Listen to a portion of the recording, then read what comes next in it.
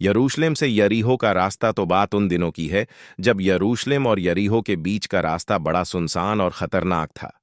ऊंची ऊंची पहाड़ियां, गहरी घाटियां और छिपे हुए रास्ते डाकुओं के लिए एकदम मुफीद जगह। इस रास्ते पर अकेले चलना मतलब अपनी जान जोखिम में डालना था। एक दुखी मुसाफिर एक दिन एक आदमी यरूशलेम से यरीहो की ओर जा रहा था। वो अकेला था और सोच रहा था कि कब जल्दी से अपनी मंजिल पर पहुंचे। लेकिन अभी वो रास्ते में ही था कि अचानक झाड़ियों में से कुछ डाकू निकल आए। उन्होंने उस आदमी को घेर लिया, उसे मारना पीटना शुरू कर दिया और उसका सब कुछ लूट लिया। बेचारा आदमी बुरी तरह जख्मी होकर अधमरा वहीं सड़क के किनारे पड़ा रहा। पुरोहित और लेवी का निकल जाना थोड़ी देर बाद उसी रास्ते से एक पुरोहित गुजरा। उसने जख्मी आदमी को देखा, लेकिन वो उसे देखकर भी अनदेखा कर गया। शायद उसे डर लगा कि कहीं डाकू फिर से ना आ जाए, या शायद वो अपने काम की जल्दी में था। उसने अपना रास्ता बदला और आगे बढ़ गया। उसके बाद एक लेवी आया। लेवी भी यहूदियों के धार्मिक सेवक होते थे। उसने भी उस आदमी को देखा, उसके पास आकर रुक भी गया, लेकिन फिर भी उसने मदद नहीं की। वो भी शायद किसी डर या जल्दबाजी में था और उसने भी अपना रास्ता ले लिया।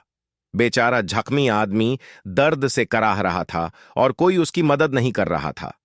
एक सामरी की दया फिर कुछ देर बाद उसी रास्ते से एक सामरी आदमी गुजरा। अब आप सोचेंगे, सामरी कौन थे?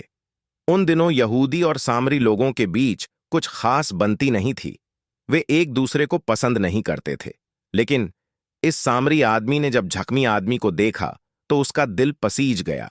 उसने देखा कि वो कितना दर्द में है, कितना लाचार है। बिना कुछ सोचे सामरी अपने घोड़े से उतरा। उसने अपने पास से तेल और दाखरस निकाला। दाखरस से उसने जख्मों को साफ किया और तेल से उन्हें शांत किया। फिर उसने अपनी पगड़ी फाड़कर उस आदमी के जख्मों पर पट्टी बांधी। सामरी ने उस आदमी को बड़े प्यार से अपने घोड़े पर बैठाया और एक सराय तक ले गया। वहां उसने सराय के मालिक से कहा, इस आदमी की देखभाल करना, इसके खाने पीने का और दवा का जो भी खर्च आएगा मैं वापस आकर तुम्हें दे दूंगा। और सचमुच सामरी ने अपने वादे के मुताबिक वापस आकर उस आदमी के सारे खर्च चुकाए और उसकी देखभाल का पूरा इंतजाम किया। कहानी की सीख ये कहानी हमें क्या सिखाती है? ये हमें सिखाती है कि सच्चा पड़ोसी वो नहीं जो सिर्फ अपने लोगों की मदद करे, बल्कि वो जो किसी भी जरूरतमंद की मदद करे, चाहे वो किसी भी जाति या धर्म का हो। सच्चा प्रेम और दयालुता यही है।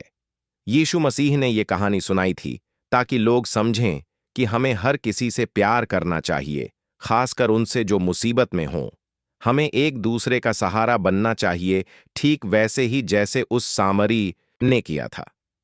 तो दोस्तों, अगली बार जब आप किसी को मुश्किल में देखें तो उस सामरी आदमी को याद कीजिएगा। क्या पता आपकी छोटी सी मदद किसी की जिंदगी बदल दे। धन्यवाद।